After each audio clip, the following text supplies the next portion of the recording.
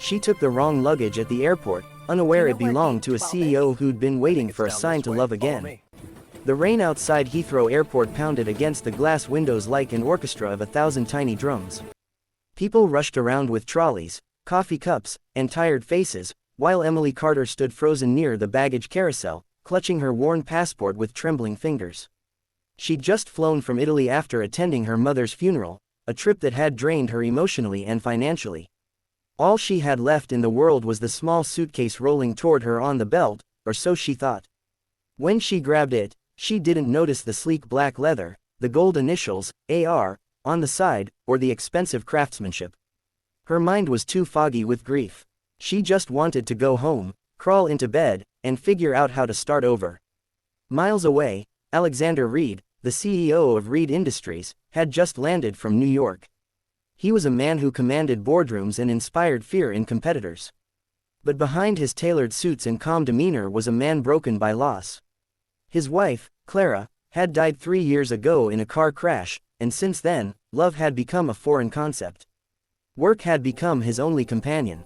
When Alexander reached the luggage belt and realized his suitcase was gone, a rare panic rushed through him. Not because of the expensive suits or business documents inside, but because of something much more personal, a small velvet box containing his late wife's necklace. It was the only thing he couldn't replace.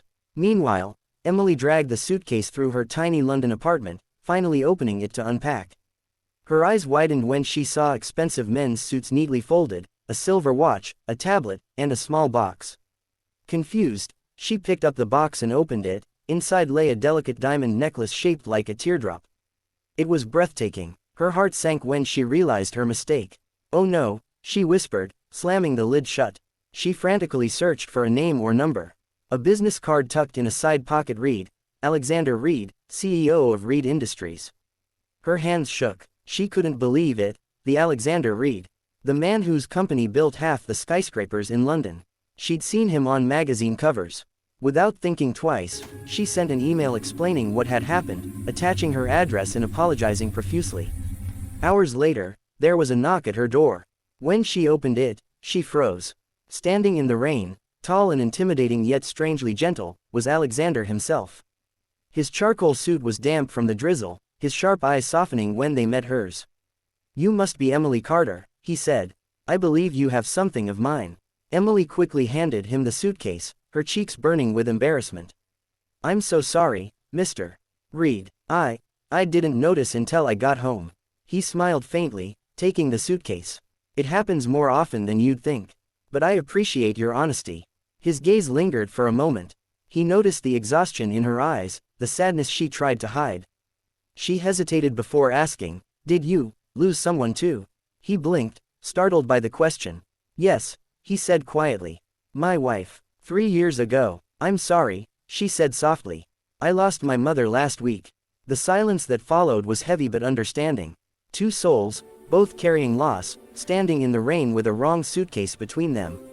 He offered her a ride to the cafe nearby, and for the first time in years, Alexander found himself talking, really talking. He told her about the necklace, how it belonged to his wife, and how he'd kept it close because he wasn't ready to let go. Emily listened with empathy, sharing how her mother always believed that every loss leads to a new beginning. Over the next few days, their paths kept crossing.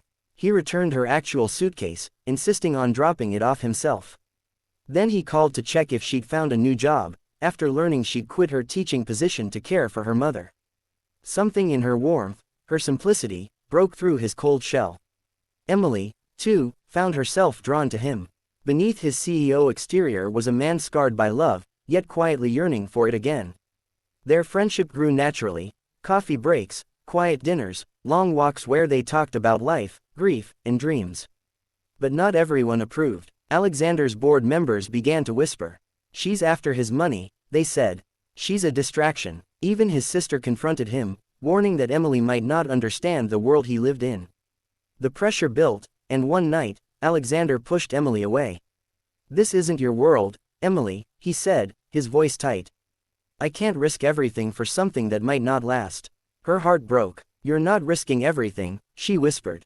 "You're risking the one thing that makes life worth living." She turned away, tears falling as she walked out of his penthouse. Days turned into weeks. Work consumed him again, but nothing felt right anymore. Meetings blurred together, and his once busy penthouse now felt like a prison. One evening, he opened his suitcase to find something Emily had unknowingly left behind. A small photo of her and her mother with a note on the back: "Even when we lose, love finds its way back." That was the sign he'd been waiting for. He drove across the city to find her. She was working in a small bookstore, organizing shelves, her hair tied back, her smile faint but peaceful. When she saw him, her eyes widened in disbelief. "I thought you said this wasn't my world," she said softly. He stepped closer. "Then I'll build a new one where we both belong." He handed her the velvet box. "This necklace was a memory of what I lost. But now, I want it to be a symbol of what I've found." Tears glistened in her eyes as he clasped the necklace around her neck. The store lights shimmered around them like stars. In that quiet bookstore, surrounded by stories of love and loss, Alexander Reed finally found the courage to love again, and Emily Carter learned that sometimes, even the wrong suitcase can lead you to the right person.